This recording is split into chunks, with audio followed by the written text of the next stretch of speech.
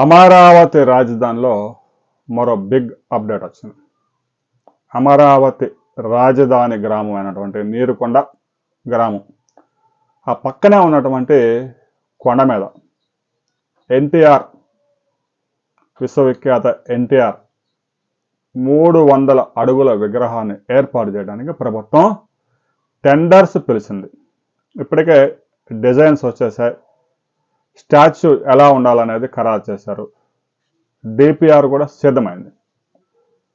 Already కొండ హైటే దాదాపుగా 250 అడుగులు ఉంది.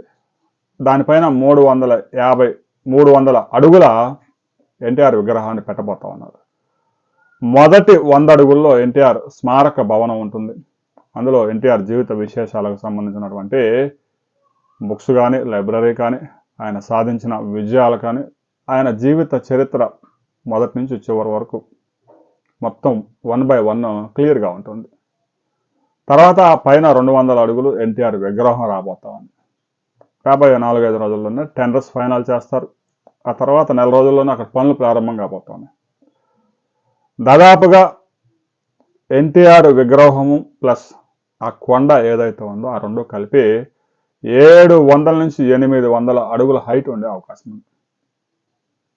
ఎన్టీఆర్ విగ్రహాల్లో ప్రస్తుతం ఇప్పటి వరకు ఉన్న అత్యంత ఎత్తైన విగ్రహంగా ఇది నిలవబోతా ఉంది. అమరావతి రాజధాని మొత్తం నీరుకొండ ఏదైతే కొండ ఉందో ఆ కొండ నుంచి కనీసం 25 కిలోమీటర్ల వరకు ఎన్టీఆర్ విగ్రహం కనిపించే అవకాశం ఉంది. రాత్రిపూట స్పష్టంగా కనిపించేందుకు లైటింగ్ ఏర్పాట్లు కూడా అంతర్జాతీయ సంస్థతో ఏర్పాటు చేయించబోతున్నారు. రాబోయే కొద్ది రోజుల్లోనే టెండర్స్ ఫైనల్ కాబోతా ఉన్నాయి. ఏ సంస్థ ఈ టెండర్స్లో ఎన్టీఆర్ విగ్రహాన్ని దక్కించుకోబోతా ఉంది అనే వివరాలతో మరో వీడియోలో మనం కలుసుకుందాం.